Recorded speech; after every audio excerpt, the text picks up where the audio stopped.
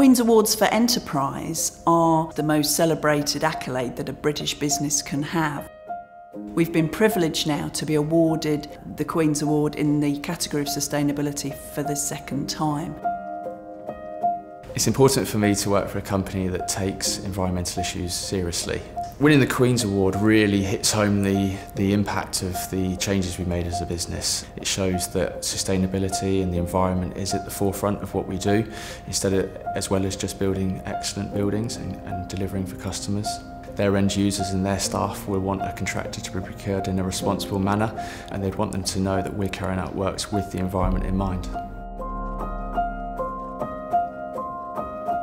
The University of Warwick is already working for several years now to make its building specification more demanding, and we currently procure buildings from partners like Willmott Dixon, which are about 60% better than building regulation, and that helps us to make sure that those buildings, when we make them in use, are very economical, and we have evidence that shows the building is working well.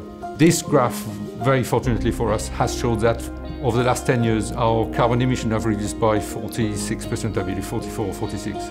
Would we not have had good contribution and good relationship with Willmott Dixon, those buildings would consume more and we would not have achieved our 46% reduction. We have been carbon neutral since 2012, the only company in our sector to do that. We use natural renewable electricity on our sites and offices where we pay the bills.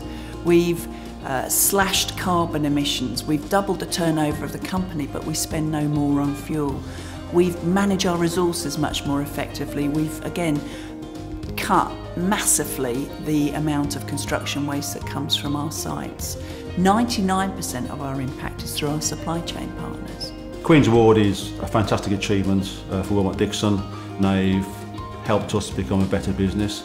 We spent 2 years working with Willmott Dixon, working on our carbon footprint, simply by switching off lights, recycling, switching off engines when the machines aren't being used.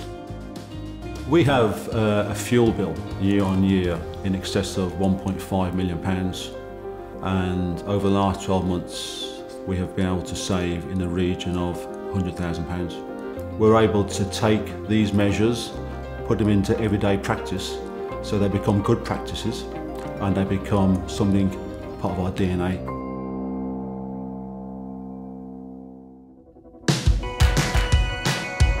We deliver some amazing projects, and it feels like we've always been pushing the boundaries. So one of the most recent examples is the Passive House Secondary School for the London Borough of Sutton, which has been a massive challenge. First time a secondary school's met the Passive House standard, and I'm delighted to say it's achieved its ambition and actually achieved one of, well, I think it's the best air tightness rating that we've ever achieved on a project.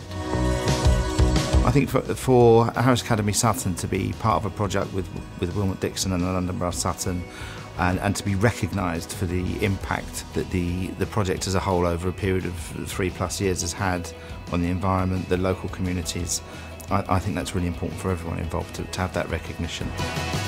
I think the sustainability and sort of thinking about the environment is important on two fronts. I think first of all, there's just the impact of building a good building has. So actually it's reducing your carbon footprint, it's making sure that your emissions are low and your energy usage is acceptable.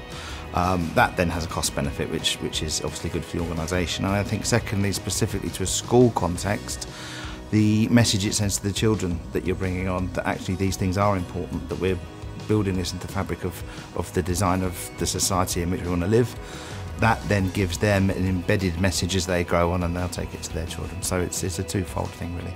I see it as an example of a company taking an extra step to really demonstrate to their peers and maybe their customers that it's possible to be competitive, make buildings and have a successful company, still demonstrating that they can support the UK becoming more sustainable. Setting an example and be able to share that is building confidence amongst the supply chain and the customers, which is exactly what we need. Not all of the buildings we build or we work on are new. One of the most interesting examples recently was at Alexandra Palace, an amazing Victorian building where we took an arrested decay approach, recycling floorboards and bricks. So it really is a homage to that Victorian era and, you know, the best of our historic buildings.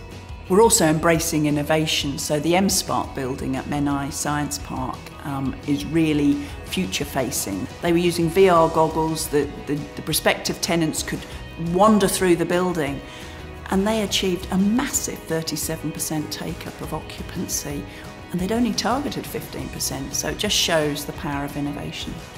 The energy and enthusiasm of our people just never ceases to amaze me, whether it's the waste task team at Interiors and their plastic hoarding, whether it's recycling plastic from our sites and putting it into tarmac as demonstrated by our Wales and the West team, or whether it's embracing and trialling new technology such as the energy generating paving that the Midlands team did at the University of Birmingham's Green Heart.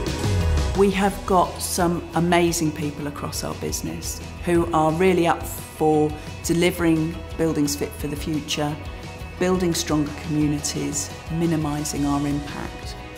They understand why sustainability is actually about good business.